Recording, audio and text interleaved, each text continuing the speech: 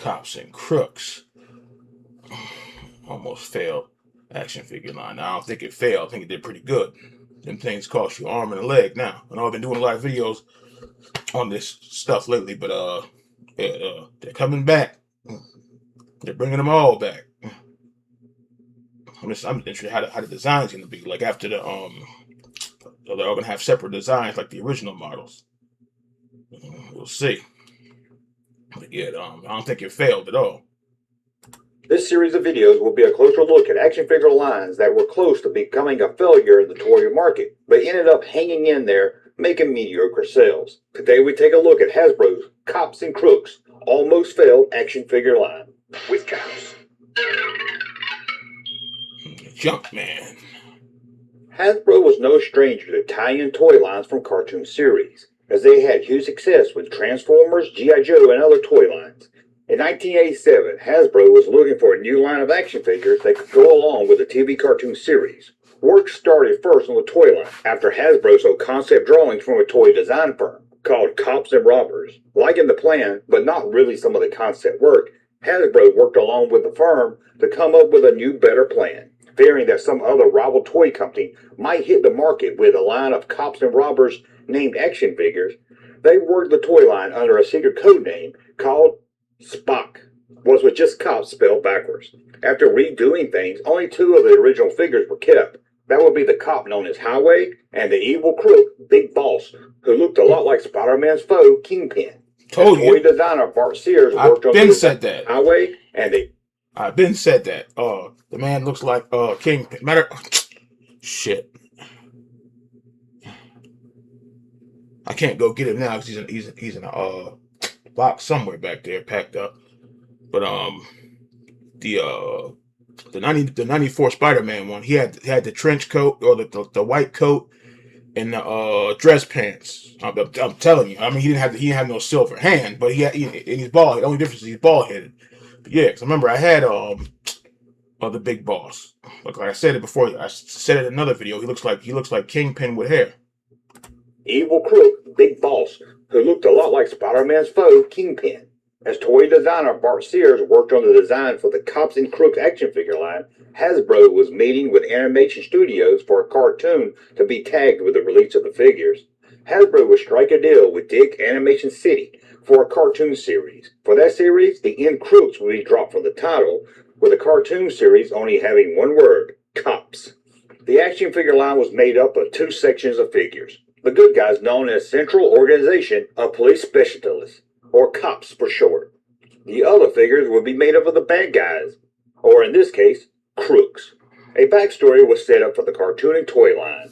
In this future time where crime is rampant, a national cartel headed by the ever-elusive Big Boss was responsible for much of the activity. He has enlisted some of the nation's most notorious bad guys to do his bidding. They are known to be involved in armed robbery, interstate transport of stolen goods, extortion, racketeering, counterfeiting schemes, and loan sharking, among other crimes. The police was unable to do anything about the crime wave, so the new organization was formed, and their job was to put Big Boss and his minions behind bars for good.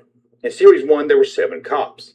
Barricade, Bulletproof, Highway, Long Arm, Officer Browser, Sergeant Mace, and a cowboy cop called Sundown.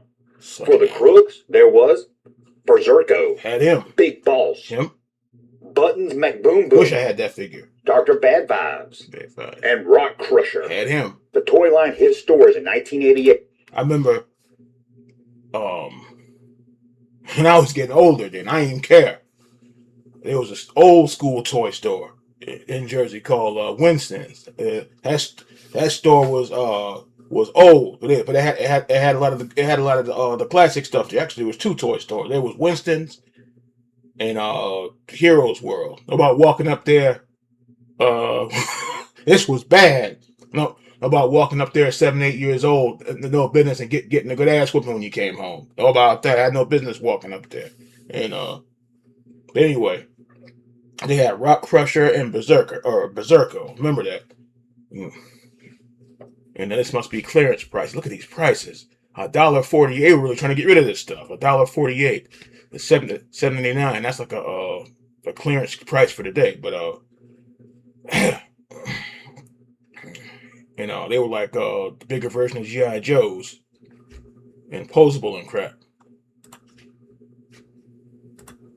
A few months before the cartoon series would hit airwaves, and a DC comic series would soon I follow. don't remember that now. The action figures sold well. Comic It book. didn't break records, but it sold well enough for Hasbro to commission a Series 2 of figures to be released in early 1989. The cartoon premiered on September 19th, 1988, and had a harder time finding its audience. It seemed kids playing with the figures didn't care much for the cartoon. 22 episodes would be produced and Cartoon aired, was good. but the cartoon series would end after season 1 on December 16th, 1988. In early 1989, Series 2 hit stores again with 2 sets of figures, good guys and bad guys. The cops were Apes, Airwolf, Checkpoint, Inferno, Nightstick, Powder Keg, Powder and Keg. Taser. The Crooks were Bullet, Bullet. Hyena, Cuckoo, Louie the Plumber, I wanted and Louie. Nightmare. Overall, between series That was a big dude, Louis the Plumber. And people keep talking about. 'Cause I seen him at Vintage Toy Store.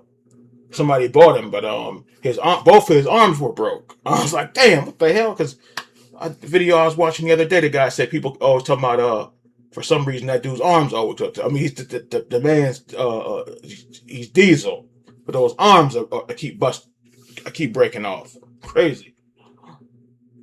Series 1 and Series 2, 9 vehicles would be Oh, I had that one. some even coming with action. Damn, I forgot about Series that.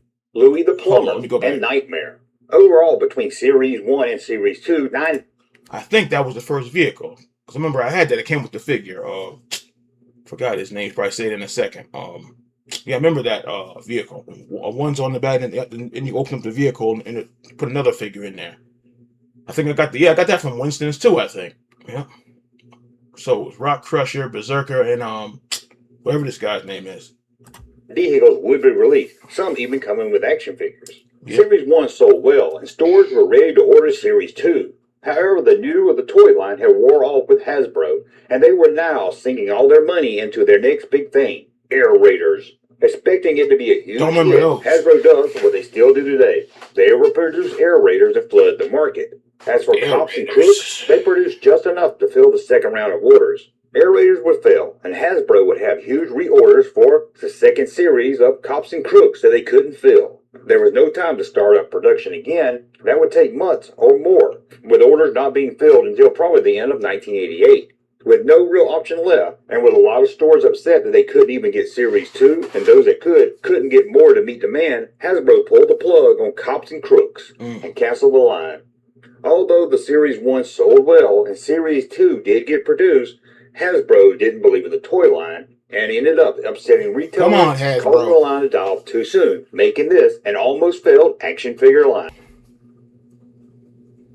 Now that there is probably gonna get copyright. So I don't know how the hell I'm gonna edit this. Yeah, figure out how to edit it. Yeah, that's definitely gonna get copyright. But yeah, they should have had at least 3 or 4 series of those figs. They said they did good there. Some of those figures I never heard of, but I only had like 4 or 5 of those. But they should have kept that going, Hasbro. I was like, damn, man, good series, good line, yo. Y'all had something there.